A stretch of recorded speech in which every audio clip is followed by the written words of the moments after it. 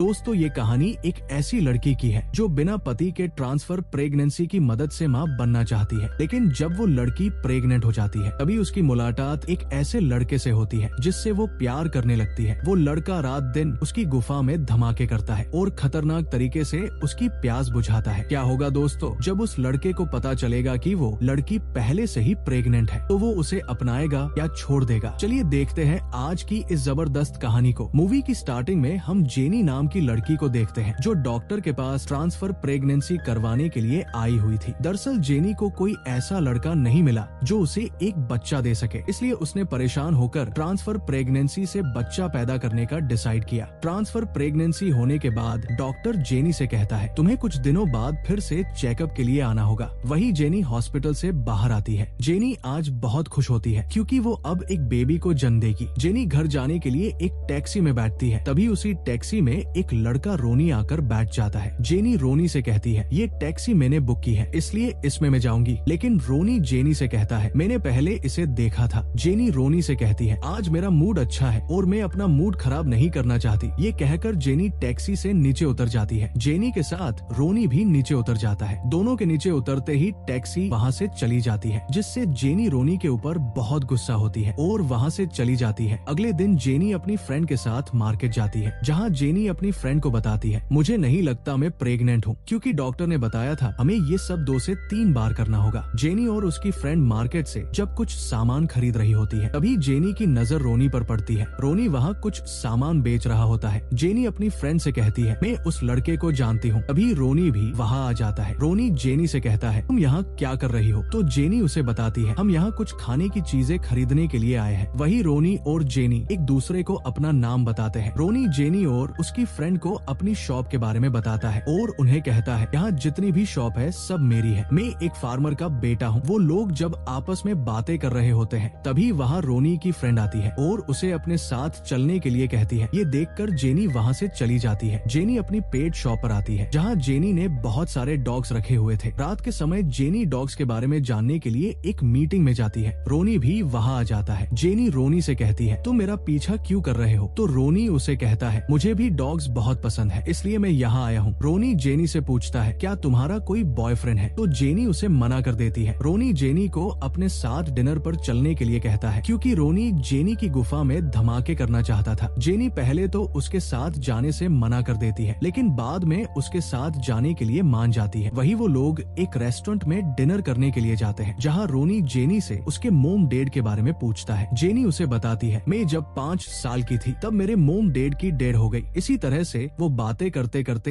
एक दूसरे के अच्छे दोस्त बन जाते हैं। जेनी को भी रोनी पसंद आने लगता है। अगली सुबह जेनी अपने फ्रेंड को रोनी के बारे में बताती है। उसकी फ्रेंड उसे कहती है तुम रोनी के साथ मजे करो, अगर तुम्हें पता चल जाए तुम प्रेग्नेंट हो तो तुम रोनी को छोड़ देना और अकेले ही अपनी जिंदगी में मस्त रहना। जेनी अपनी फ्रेंड से कहती है मुझे ऐसा लगता है मैं प्रेग्नेंट नहीं हूँ। वही अगले दिन जेनी अपनी प्रेगनेंस टेस्ट करने के लिए एक किट लेकर आती है। जेनी जब अपना टेस्ट कर रही होती है तभी जेनी के घर पर रोनी आ जाता है। जेनी रोनी से कहती है मैं वॉशरूम में जाकर आती हूँ। जेनी जब वहाँ जाती है तो देखती है उसने जिस प्रेगनेंस किट से अपना टेस्ट किया था उसे उसका डॉगी खा लेता है। जेनी उससे वो लेने की कोशिश करती है, लेकिन वो टूट जाता है और उसका एक पार्ट डॉगी खा लेता है। रात के समय जेनी और रोनी एक साथ डिनर करने के लिए जाते हैं। जेनी वहाँ जाकर देखती है रोनी ने उसके लिए बहुत ही शानदार डिनर प्लान किया है। ये सब देखकर जेनी रोनी से इम्प्रेस हो जाती है। वो लोग जब आपस में बातें कर रहे होते हैं तभी जेनी रोनी को अपनी डॉग शॉप के बारे में बताती है। जेनी रोनी से कहती है मुझे कुत्तों से बहुत प्यार है और मुझे उनके साथ रहना अच्छा लगता है। रोनी भी जेनी को अपने बारे में सब बताता है। बातें करते करते रोनी जेनी को किस करने लगता है। इसी बीच उनकी ड्रिंक जेनी की ड्रेस पर गिर जाती है, जिससे जेनी के कपड़े खराब हो जाते हैं और टेबल पर रखी मोमबत्ती की वजह से वहाँ आग लग जाती है। जेनी जल्दी से वहाँ रखे पानी के पाइप से आग बुझाने लगती है। इससे रोनी के कपड़े भी खराब हो जाते हैं। ये देखकर रोनी भी जेनी के साथ मस्ती करने लगता है। वो लोग जब वहाँ से जा रहे होते हैं तो रोनी जेनी को कल सुबह अपने फार्म पर आने के लिए कहता है, तो जेनी भी वहाँ जाने के लिए मान जाती है। वही जेनी जब अपने घर आती है तो वो देखती है उसके डॉगी ने जो प्रेगनेंसी किट का टुकड़ा खाया था उसे बाहर निकाल दिया। जेनी जब उसे देखती है तो उसे पता चलता है वो प्रेग्नेंट है। अगली सुबह जेनी डॉक्टर के पास अपना चेकअप करवाने के लिए जाती है। डॉक्टर जेनी को बताते हैं वो सच में प्रेग्नेंट है। ये सुनकर जेनी बहुत दुखी होती है, क्योंकि जेनी को अभी अभी तो एक लड़का मिला था मजे करने के लिए। अगले सीन में हम देखते हैं जेनी अपनी फ्रेंड के साथ जिम में होती है। जेनी अपनी फ्रेंड से कहती है, मुझे पहली बार कोई लड़का पसंद आया है और उसे पता चला मैं प्रेग्नेंट हूँ, वो मुझे छोड़ देगा। जेनी की फ्रेंड उसे कहती है, शायद वो लड़का तुम्हारे साथ मजे करना चाहता है, लेकिन अब तुम प्रेग्नेंट हो, इसलिए तुम उसे अपने ऊपर सवारी मत करने देना। जेनी उसे कहती है, मैं रोनी को सब सच बता दूंगी कि मैं प्रेग्नेंट हूँ। अगले सीन में हम देखते हैं जेनी रोनी के फार्म हाउस पर जाती है। जेनी जब रोनी को देख रही होती है तभी उसकी कार पेड़ से टकरा जाती है। ये देखकर रोनी जेनी को अपने साथ घर के अंदर लेकर जाता है। अंदर जाने के बाद जेनी वॉशरूम में आकर रोनी को उसकी प्रेगनेंसी के बारे में बताने की प्रैक्टिस करती है। काफी देर तक सोचने के बाद जेनी को एक आइडिया आता है। वही रात के समय जेनी रोनी को उसके प्रेग्नेंट होने के बारे में बताने की कोशिश करती है, लेकिन रोनी उसकी बात नहीं सुनता और उसे उसके फूड हाउस में लेकर चला जाता है। वहाँ जाने के बाद रोनी जेनी के साथ रोमांटिक होने लगता है और उसका खाता खोलने लगता है। जेनी उसे बताने की कोशिश करती है कि वो प्रेग्नेंट है, लेकिन रोनी उसकी कोई बात नहीं सुनता और उसकी रेल बनाने लगता है। काम खत्म होने के बाद जेनी को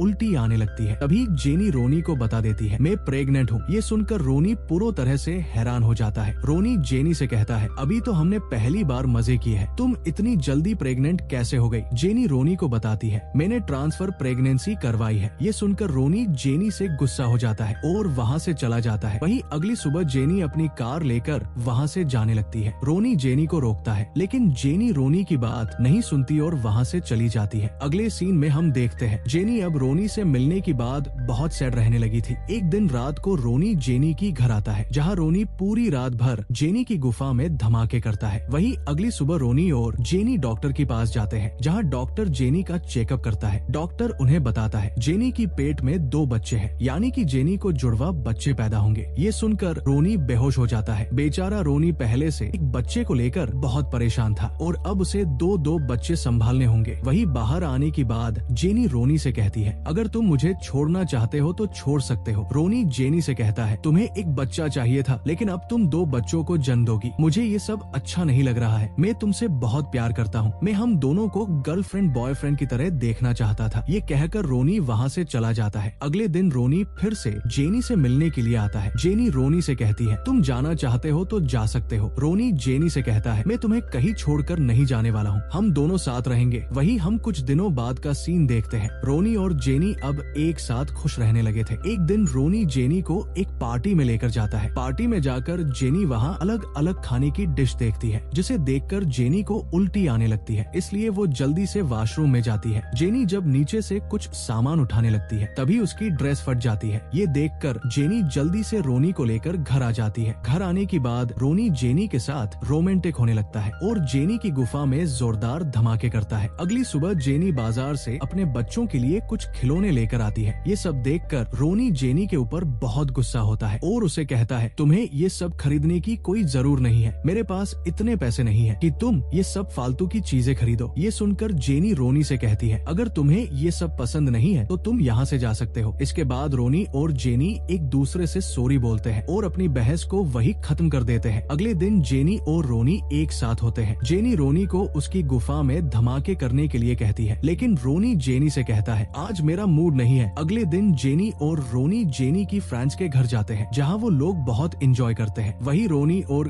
जेनी जब बाहर घूम रहे होते हैं, तभी उन्हें रोनी की फ्रेंड मिल जाती है। वो रोनी से उसकी पढ़ाई के बारे में पूछती है, तो रोनी उसे बताता है उसने अब कॉलेज छोड़ दिया है। रोनी की फ्रेंड जेनी से कहती है, तुम प्रेग्नेंट कब हुई? रोनी उसे बताता है, ये बच्चा मेरा नहीं है, लेकिन मैं और जेनी एक साथ है। ये सुनकर जेनी को गुस्सा आ जाता है और वो रोनी से कहती है, तुमने ये क्यों बोला? ये बच्चा मेरा नहीं है, इसका मतलब तुम मुझे अपना नहीं मानते हो। इसी बात को लेकर रोनी और जेनी के बीच बहस होने लगती है। रोनी जेनी को समझाने की कोशिश करता है कि मैं तुम्हें कभी नहीं छोड़ूंगा, लेकिन जेनी को लगता है रोनी उसे बच्चे होने के बाद अकेला छोड़ देगा, क्योंकि ये बच्चे उसके नहीं होंगे। ये सुनकर रोनी वहाँ से चला जाता है। जेनी भी अपने घर आ जाती है। जेनी बहुत सैड होती है। अगली सुबह जेनी के घर पर एक लड़की बच्चों के लिए झूले लेकर आती है। जेनी उसे कहती है, ये सब मैंने ऑर्डर नहीं किया है। वो लड़की जेनी से कहती है, ये झूले तुम्हारे बॉयफ्रेंड ने तुम्हारे बच्चों के लिए ये 1 महीने पहले ऑर्डर किया था। ये सब देखकर जेनी को समझ आ जाता है रोनी उसे कभी नहीं छोड़ने वाला है। जेनी जल्दी से अपनी फ्रेंड के साथ रोनी से मिलने के लिए जाती है। जेनी रोनी से माफी मांगती है और उसे कहती है, मैं गलत थी, तुम्हारा प्यार सच्चा है। जेनी जब रोनी से बातें कर ही रही होती है, तभी उसके उसके पेट में दर्द होने लगता है। रोनी जल्दी से जेनी को लेकर हॉस्पिटल जाता है, जहाँ जेनी अपने बच्चों को जन्म देती है। वही हम कुछ दिनों बाद का सीन देखते हैं, जहाँ रोनी अपने दोनों बच्चों को सुलाने की कोशिश करता है। बच्चों के सोने के बाद रोनी जेनी के पास आकर उसके साथ रोमांस करने लगता है। अगले दिन रोनी सभी लोगों को अपनी नई शॉप पर बुलाता है और सभी से कहता है, मेरा बचपन से इस शॉप को ओपन करने का सपना था और ये सब जेनी की वजह से हो पाया है, इसलिए मैं जेनी को अपनी जिंदगी में आने के लिए थैंक्स कहना चाहता हूँ। रोनी सभी लोगों के सामने जेनी को लव यू बोलता है और उसे शादी के लिए प्रपोज करता है। जेनी भी रोनी को किस कर लेती है। वही कुछ दिनों बाद रोनी और जेनी अपने बच्चों के साथ बाहर घूम रहे होते हैं। तभी जेनी को उल्टी आती है। इससे हमें ये पता चलता है जेनी फिर से प्रेग्नेंट है और इस बार ये बच्चा जेनी और रोनी का है। इसी सस्पेंस के साथ इस मूवी की हैप्पी एंडिंग हो जाती है। दोस्तों, वीडियो को लाइक और चैनल को सब्सक्राइब करना ना भूले। Thanks for watching.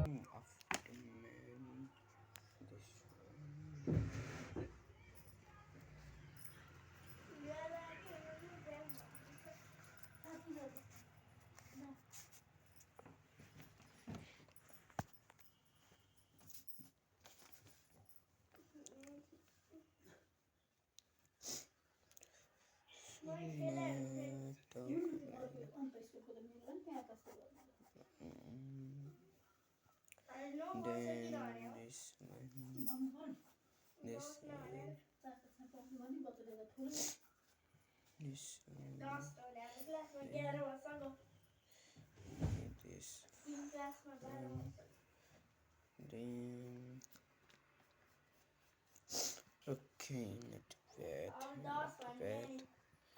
Then okay, this one, okay, no problem. Rajesh Amal drawing. Rajesh Amal drawing. You can see here. Here has been completed successfully. Then now let's do his eyebrow edges here. Okay, not bad. Okay, not bad too.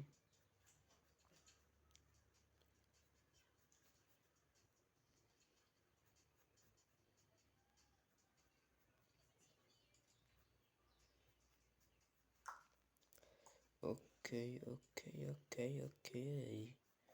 Not bad. Not bad.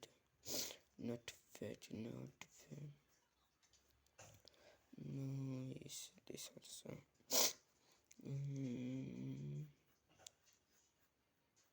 Okay.